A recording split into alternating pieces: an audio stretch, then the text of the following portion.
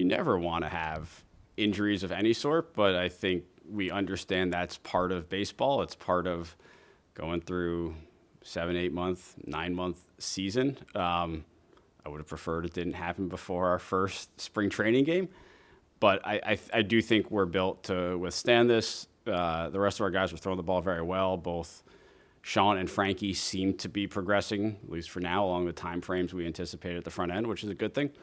And so now let's keep the rest of our guys healthy. Let's get into the season. With Manaea being a shorter-term thing, I think this weekend will be 2 weeks into his 2-week shutdown. Yeah. Is the expectation that he will resume throwing shortly then?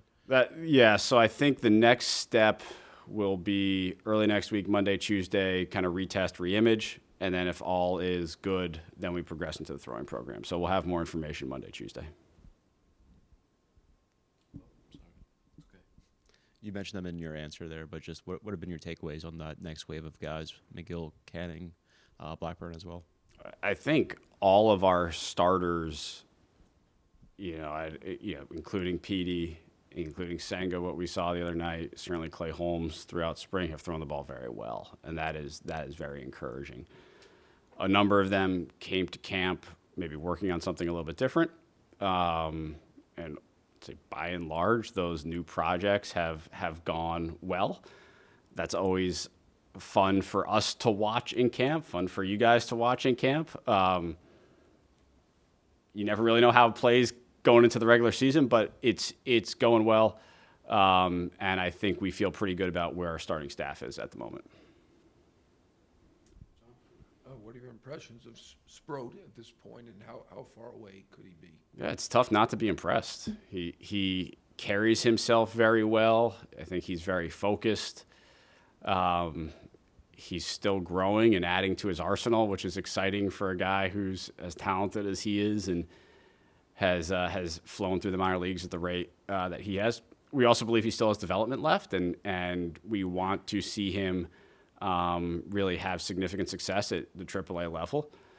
I think he wants to prove he can do that as well. And once we see that, then we can start talking about when is the right time at the major league level. What is significant success at AAA? I don't know. We kind of know it when we see it. We want him to get guys out. And I think he will.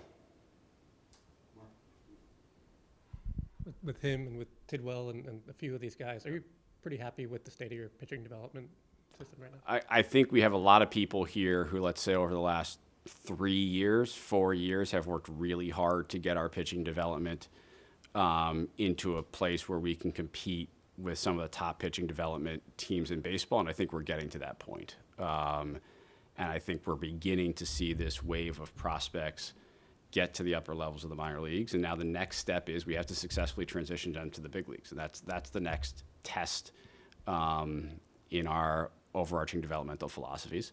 I think we'll be able to do that, and this year will be a good testing ground for us. Just going back to Manaea, do you have an expectation once he starts the starting program, like how long it could be until you actually have him back? You're looking at probably a pretty normal spring training. He hasn't gone through spring training, so I think our original time frame was sometime mid to late April. I think that still holds right now. We've asked you variations of this before, but just with the way that things have played out now without Madrigal and with Acuna and Beatty still battling for that spot, how comfortable are you with just the way that things are aligned for playing time for like younger guys like that? Yeah, it's always going to be a consideration for us, and we talk about it a lot. I think it's important. We have to have space on our roster throughout the course of the year for younger players to make an impact, particularly at positions where you have significant talent reaching the upper levels of the minor leagues. We feel like we've got a host of young, talented infielders, and we need to let them play. I've also said it doesn't have to be on opening day, but we need to have a roster construction where we're comfortable that over the course of a season, we're going to allow our younger players to get their shot. Presumably you did fairly extensive research on Soto before you signed him, but what have you learned about him since he got here that you didn't know before this? He's got a really good sense of humor. He likes to have fun. He's a funny guy. I think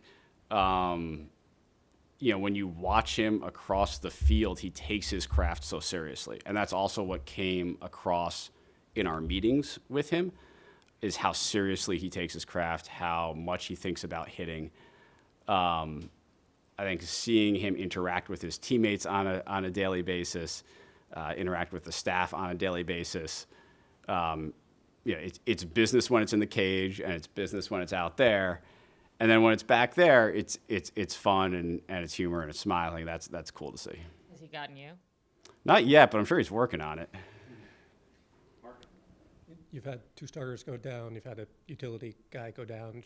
You talked a bit about it, but now that Quintana's off the board, now that Iglesias is off the board, just any second thoughts on not bringing back guys who were pretty helpful last year for you? No, we feel really good about our team, and we prepare for injuries. We feel like we have depth, and I'm excited to see what some of our other players, including some of our young players, are going to be able to do with that opportunity. Just halfway through camp, any developments in particular jump out at you, whether it's performance-based or anything else? I think when we look at the pitching, which we've already touched on, I'm pretty pleased with how all of our guys came into camp. Look at someone like Paul Blackburn, who recovering from a pretty significant injury over the course of the offseason, but still was able to come into camp actively working on either a slightly different arsenal or improving a pitch. That's pretty encouraging. And so I think each of our starters who have been in camp have something like that and have been able to continue to execute during games. We've seen some relievers around the league make that transition to starter. You guys signed Clay with the intention of doing the same thing. Why do you think that's become more of a trend? And have you been impressed with what Clay has been able to do in terms of that transition to this point? Yeah, I think Clay came into this with a plan and has followed the plan to a T. And he believed that, first he wanted to make this transition, and then he believed he could. And I think he's demonstrating so far that he can. And why is this a trend in the industry? Couple of reasons. I think the first is, as an industry, we're getting better and better on tinkering with arsenals, teaching new pitches. Traditionally, not always, but traditionally, relievers have maybe had 2 really good pitches. And if we, as an industry, are gaining more confidence in adding pitches, maybe it's a little bit easier to take a reliever and make him a starter if you can add a 3rd or a 4th pitch, particularly one that helps with opposite-handed hitters. The second reason may be a little bit more of how we are using starters as an industry right now. We don't often ask starters to go through a lineup 4 times, let's say.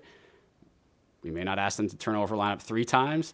And talented relievers, if you tweak their arsenal a little bit and you're able to help them build up their endurance and their stamina, probably capable of turning over lineups multiple times. And I think that's what we're seeing throughout the industry. How much, when you guys were talking to Clay in free agency, how much is it also the desire of the guy to want to be able to do that? It's a huge part of it because it's not easy, and it requires a tremendous amount of off-season work, especially that first off-season, to build up the endurance. I think a lot of people focus on the stuff package and how is it going to play in more balanced lineups and how is it going to play turning over a lineup multiple times. But the endurance part of this and being able to build the stamina requires a real commitment over the off seasons that you can actually do it then in the regular season. You may have partially answered this, but Acuna is a pretty good prospect, and you have stars at 3rd, short, and 1st at least. Is there playing time for him? Can you get enough playing time for him on this team? We'll find out. We're not going to put prospects on the team just to sit on the bench. I'm also pretty confident that over the course of the year, through injuries, through performance fluctuations, through matchups, we're going to be able to get our young players sufficient playing time at the major league level. Again, I don't know exactly when that is going to occur, but I think ensuring we continue to have that possibility throughout the course of the year is important. Marte last year had that bone bruise in Yeah. his right knee. The right knee, I guess, is still bothering him. Is there a diagnosis, or do you guys know exactly what you're dealing with there? It's the same thing. It's this bone bruise.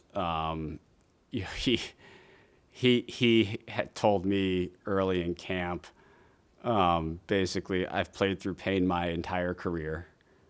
I'm used to it. I'll keep doing it. So he's not particularly concerned about this.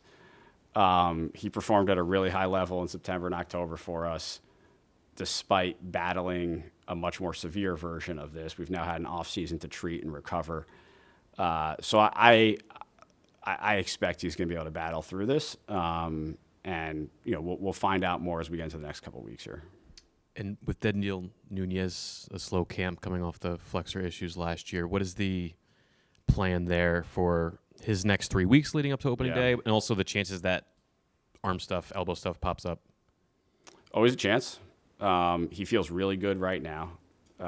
We should be getting into lives here over the next week or so, and then from there into game action. But you're right.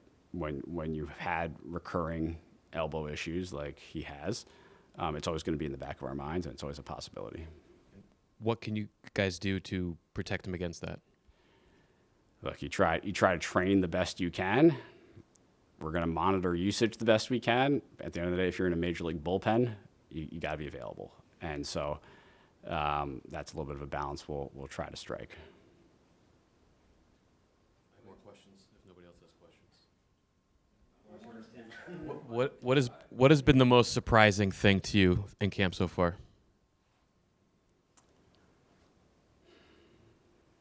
I don't know that have there been surprises in camp. Anything surprise you? I don't. You're the GM. You're the president of baseball ops. I'm just a guy. This has been a pretty standard normal camp. I don't. Maybe that's the surprise.